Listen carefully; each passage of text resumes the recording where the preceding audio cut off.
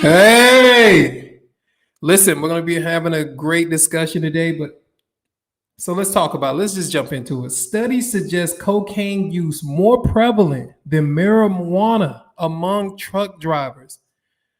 Listen, when it comes to recreational drug use, cocaine, this makes perfect sense, right? It makes perfect sense if a driver is going to be abusing cocaine more than marijuana while trying to deliver loads. I mean, honestly, I don't think a driver is going to say, hey, let me go ahead and smoke some weed to get me through this shift versus somebody saying, hey, let me hit this line of coke. Now, again, I'm a recruiter, as you may or may not know. We in the trucking industry are against drug use. I mean, hair follicles, urinalysis is pretty much standard across the board for most companies. Now, you do have some companies out here who actually, they only do the urinalysis, right? But most companies are leaning towards both.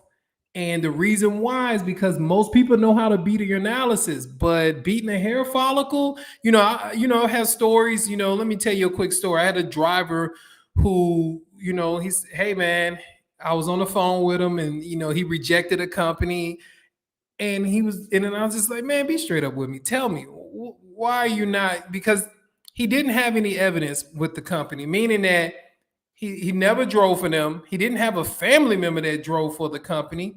However, he was just anti the company, and then he just leveled up. I said, man, just tell me, what is it really? He said, New Year's came around and I was stressed out, and my girl rolled a blunt. And listen,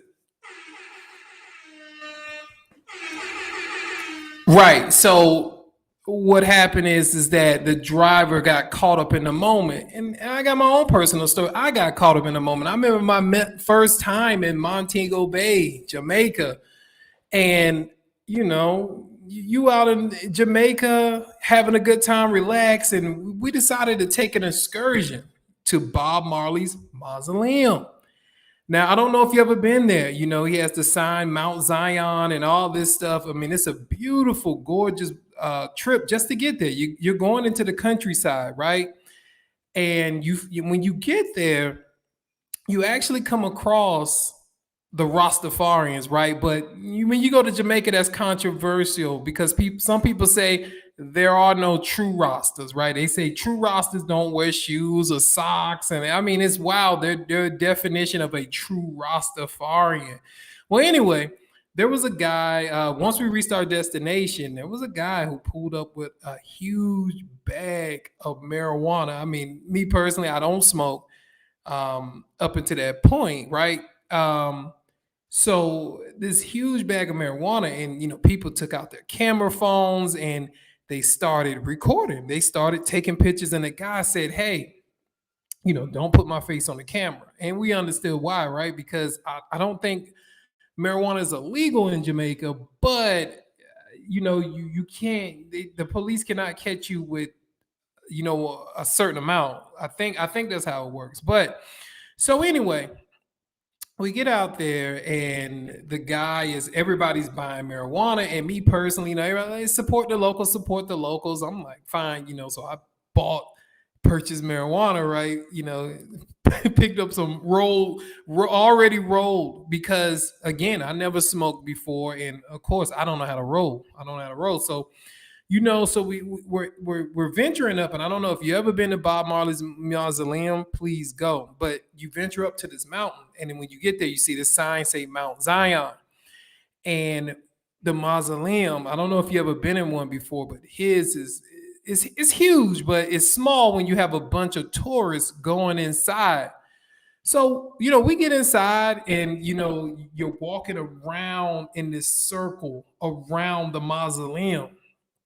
And the tour guide starts talking about, hey man, this is the part right here. And I'm like, what's going on? What's the part? He's like, yeah, this is the part. This is the part where we light up. We're gonna smoke these blunts. And I'm like, I'm from the South. I'm from the Carolinas. Like, no, we're gonna smoke in this, in this mausoleum. I mean, to me, this is like equivalent of a grave site, for a tombstone. I'm sorry. So we actually, that was my first time. That was I lost my virginity on Mount Zion. I lost my virginity on Mount Zion. So, and that was my first time smoking. So again, smoking weed. And that was my last time. I haven't smoked weed since that, it's like 3 years ago. But I get it. People can get caught up in the moment and do things they normally wouldn't do, especially if they're in crowds.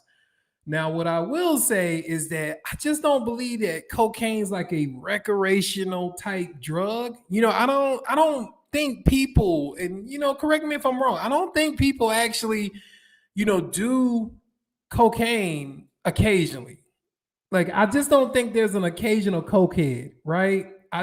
I don't see it. I've known people who occasionally smoke weed. I know people who do that personally, but cocaine. So, we're reading the article some more, and you have what people are saying that, hey, is marijuana really the most commonly used drugs used by truck drivers? And that is the belief. Like most companies, when a driver fails a drug test, normally it is marijuana related. Like it's never really a cocaine, but we have seen it, right? We have seen it. And normally, when a driver fails, man, this is one of the toughest things for a driver. They have to go through a SAP program and substance and abuse program. And again, this is tough too because every company has their own SAP protocol. They make you jump through these hoops, and what can you do?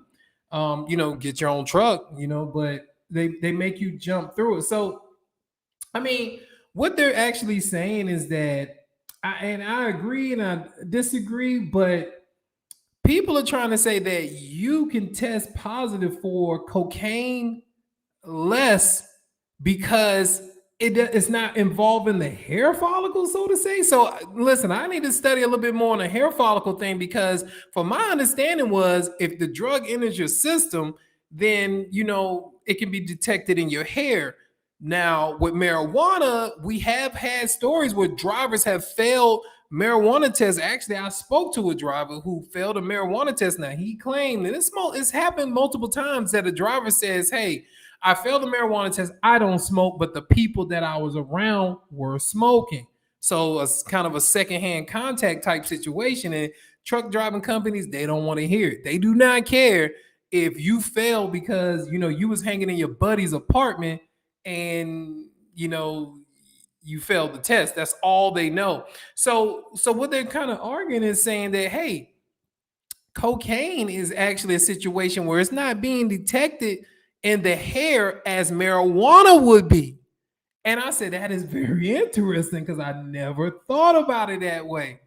But if this is the case, then cocaine could be the most commonly abused drug in the trucking industry because it's going undetected.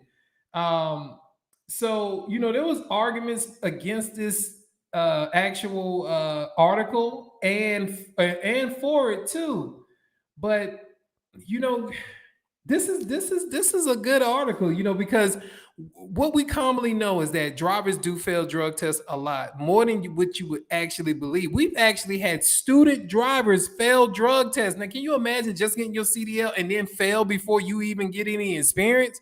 That is one of the craziest things I've ever seen. So, what I'm trying to say in this article, this video right here, is that don't get caught up in the moment, especially if you plan on applying for jobs soon, because let me tell you, you could throw your whole CDL license out the door, and I've seen it happen so many times where drivers just had to leave the industry altogether because they failed a drug test. So, hey, that's it for today. That's it for today. But that's it.